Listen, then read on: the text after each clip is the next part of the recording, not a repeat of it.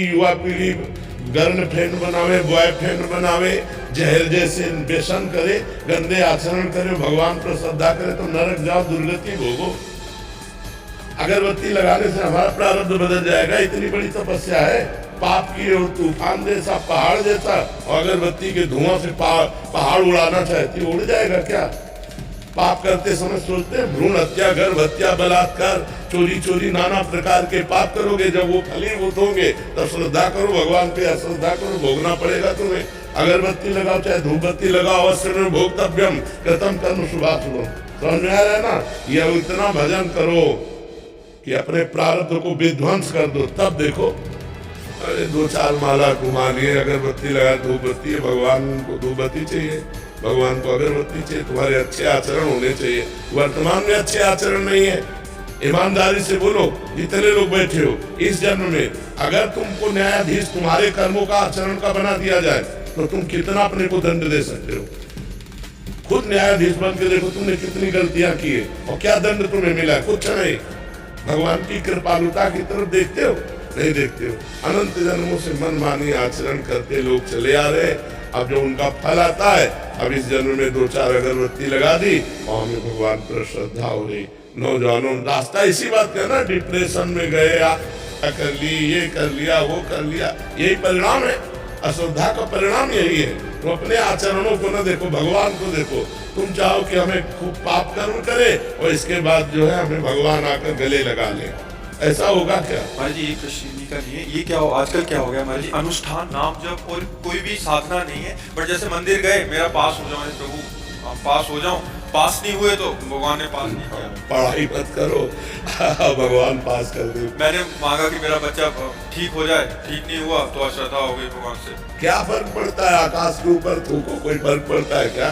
तुम्हारे मुंह पे चिट्ठियां पड़ेगी कि भगवान आकाश के समान महान है, उनको क्या फर्क पड़ता? उन्होंने देखो, उन्होंने आपको खेती दे दी, आपको बीज दे दिए, अब आप जो बोओगे वो आपको काटना होगा।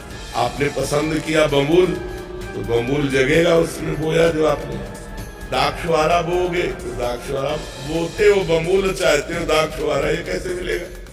विचार करके देखो। करते हो गंदे आचरण, चाहते हो उत्तम फल। हर कार्य की सफलता उत्तम आचरण से होती है, ध्यान रखना। अगर आपका पूर्व प्रारब्ध बिगड़ा हुआ है, इस समय उत्तम आचरण करने पर भी आपकी हार होगी, क्योंकि पूर्व का पाप आपको परास्त करेगा। अगर पूर्व का पुण्य साथ दे रहा है तो इस समय गंदा आचरण करने पर भी आपकी विजय होगी, क्योंकि गंदा आचरण वर्तमान में दंड नहीं देगा, ये आगे चलकर आपको दंड देगा। अच्छा आचरण आपको वर्तमान में सुख नहीं देगा, ये आगे चलकर सुख देगा। वर्तमान में आपका प्रारब्ध आपको दुख सुख देगा। मनुष्य जन्म दुख सुख भोगते हुए अच्छा कर्म करने के लिए मिला है। हमें यहाँ भगवान से किसी भी तरह की श्रद्धा और अश्रद्धा का विषय नहीं लाना चाहिए। हाँ, श्रद्धा का विषय यह है कि ऐसी परिस्थितियों में भी भगवान हम टूटे नहीं, हम आपके कृपा बल से इन दुख सुख को सहते हुए सही आचरण से चले। जैसे पांडवों का राज्य छिन गया, यहाँ तक कि पत्नी भी दांव में लग गई, लेकिन वो धर्म से च्युत नहीं हुए। 12 वर्ष का वनवास, 1 वर्ष का अज्ञातवास, लेकिन धर्म से च्युत नहीं हुए। ये भगवान की कृपा। उन्होंने कभी भगवान को नहीं कोसा। हम लोगों की क्या आराधना है, बेमतलब भगवान पर श्रद्धा की बातें करते रहते हैं। भगवान क्या है? महान है, वो एक महान पावर है। आप अब देखो, बिजली को गाली दो, कनेक्शन सही हो ना, आपके बोर्ड में बिजली आ रही है, आपने 2 तार ऐसे लगाए और वो कनेक्शन सही नहीं हुआ, अब ऑन ऑफ करते हो, बल्ब सही है, तार भी सही है, प्लग भी सही है, बोर्ड में बिजली है, लेकिन वो ऑन नहीं होगी, जलेगी नहीं। क्यों? कनेक्शन सही नहीं। वो पावर है, परमात्मा पावर है, उससे सही कनेक्शन करो। सही आचरणों के द्वारा पवित्र भोजन, पवित्र आचरण, पवित्र विचार, पवित्र नाम जप करते हुए तो देखो आपके अंदर पावर आ जाए। बड़े से बड़े दुख को मुस्कुराकर सहोगे और जय बोलोगे, अश्रद्धा नहीं होगी, जय बोलोगे। देखो, ठाकुर हरिदास जी चैतन्य महाप्रभु के परिकर में हरे कृष्ण 3 लाख नाम जप करते हैं।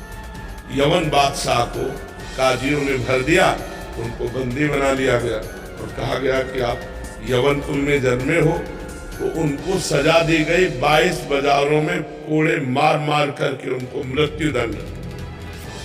कोड़ा जब लगता तो कहते हरि बोल, हरि बोल, जय बोल। यह भक्ति, यह भक्ति। हरे कृष्ण बोल रहे, भगवान का नाम जरिए कोई अपराध है? और दंड उसका क्या है? 22 बाजारों में मार कोड़े मृत्यु दंड। लेकिन हरि बोल, जब जल्लाद कहते हरि बोल कहता है तो मुस्कुरा देते, तूने भी हरि बोल कहा ना, तेरा भी कल्याण हो जाए। जो वास्तविक भगवान के पावर से जुड़ गए हैं, देखो देखो ये है पावर। प्रहलाद जी को आग में रखा जा रहा है, जय श्री हरि। यह हमारी क्या है? हमारी छोटी सी बात नहीं बनी, हमारे कर्म के अनुसार तो हम भगवान पर श्रद्धा कर ले। ये नौजवानों की आज जो बुद्धि बिगड़ रही ना, ये अश्रद्धा के कारण ही तो बिगड़ रही। अगर वो श्रद्धा करके माता पिता के चरण छूते, श्रद्धा करके अध्यात्म को स्वीकार करते, तो ना तो व्यभिचार में जाते, ना व्यसन में जाते, अपनी पढ़ाई को पढ़ते, अपने कर्तव्य को पूरा करते, अच्छे नंबर लाते। भाई अपने चैप्टर में बुद्धि तभी लगेगी जब हमारी बुद्धि शुद्ध होगी, एकाग्र होगी। अब व्यभिचारी की बुद्धि शुद्ध होगी क्या? अपवित्र बुद्धि। व्यभिचारी की बुद्धि एकाग्र होगी क्या? नहीं, चंचल बुद्धि। व्यभिचारी की बुद्धि व्यसन रहित होगी क्या? नहीं, नशेबाज। तो नशेबाज, व्यभिचारी और चंचल बुद्धि वाला किसी भी चैप्टर को कंठस्थ नहीं कर सकता, किसी भी विषय में सफल नहीं हो सकता। ये लोग कैसी बातें करते हैं, भगवान पर श्रद्धा नहीं, ऐसे नहीं चला जाता। ब्रह्मचर्य से रहो, पवित्र आचरण करो, पवित्र भोजन करो, एकाग्रता पूर्वक पढ़ाई पढ़ो, हर विषय में पास हो जाओगे, हर विषय में पास हो जाओगे। तुम्हारे ग्रंथ तो इतने इतने, हमारे ग्रंथ तो इतने मोटे मोटे हैं और सूक्ष्म विषय है। तुम्हारा तो स्थूल विषय है, ये राष्ट्र का विषय होगा, विश्व का विषय होगा, हमारा विश्वात्मा का विषय है, विश्व से अलग विषय है। ये विश्व में जो दिखाई दे रहा है उससे अलग विषय है, हमारा सूक्ष्म विषय है, उसको पढ़ना है। अब ब्रह्मचर्य नहीं रहोगे तो बुद्धि शुद्ध नहीं रहेगी। आहार गलत करोगे, बुद्धि से। अब आजकल के नए नए बच्चे क्या कहते हैं, वो जो सेवई जैसा होता है, हाँ लूडन, ये हार रह गए हैं, नहीं रह गए। 1 किलो मठा और 4 रोटी और उसमें हरी धनिया का नमक मिला खा, दंड बैठक मारे तो समझ में आवे नहीं। अब इतनी सी चाय पी लिए और ये चाउमीन वाउमीन खा करके गुजारा कर रहे और अपने को स्वस्थ रखना चाहते हो। नहीं, 100-200 ग्राम घी जाए, पचे शरीर में, लीटर 2 लीटर शुद्ध दूध जाए, दंड बैठक मारो, 2-4 किलोमीटर दौड़ो, पवित्र आचरण करो। अभी देखो नौजवानों की बुद्धि तेज, सब बढ़ जाए। अब इधर उधर का गंदा भोजन पाओगे, दूसरे का मांस खाने से चर्बी बढ़ सकती है, आत्मबल नहीं। पवित्र आहार करोगे तो माना तुम्हारी चर्बी नहीं रहेगी, लेकिन आत्मबल बढ़ेगा, तुम्हारी बुद्धि बढ़ेगी, तुम प्रखर बुद्धिमान होगे। इसलिए दोष भगवान को न दो, अपने को सुधारना है, उनसे कृपा मनाओ कि हमारी बुद्धि शुद्ध हो जाए और आप में कभी अश्रद्धा न हो। कितने करुणा में भगवान, क्या बिगाड़ा है आपको? आप विचार करके देखो, आपका शरीर भगवान ने आपको दिया, बुद्धि भगवान ने दी, सब कुछ भगवान ने दिया, आपसे लिया क्या? फिर अश्रद्धा किस बात की? तुम्हारी क्या है? एक रोम भी तो तुमने नहीं बनाया, मेरे भगवान ने बनाकर तुमको इतना सुंदर शरीर दिया, फिर तुम भगवान से अश्रद्धा क्यों कर रहे हो? भगवान ने तुम्हें पृथ्वी दी, वायु दिया, अग्नि दिया, तेज दिया, सब कुछ दिया है, क्या भगवान की अश्रद्धा करने का विषय बनता है? आप अपने आचरण शुद्ध न करो, सब कुछ भगवान का दिया आपके पास है। भगवान ने कभी कहा कि ये मेरा है?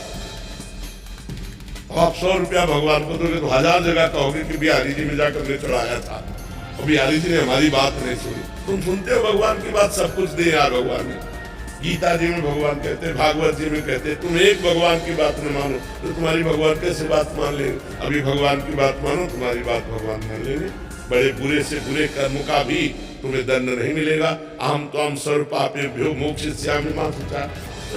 समझना पड़ेगा, अध्यात्म को समझना पड़ेगा, जैसा बोओगे वैसा काटना पड़ेगा। ऐसे ऐसे लोगों से पाप बन रहे जिसे समझते नहीं पाप है।